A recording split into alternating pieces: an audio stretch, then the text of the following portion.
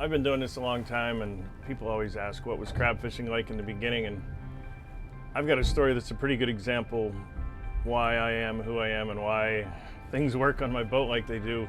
I don't give a if you like it or not, kid. Get in your motherfucking rain gear and get out on the motherfucking deck.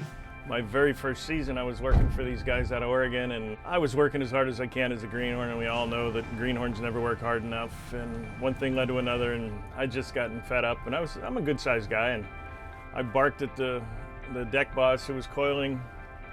I told him to take a hike or whatever. It was probably a lot more graphic than that. You're a sucker sometimes, you know?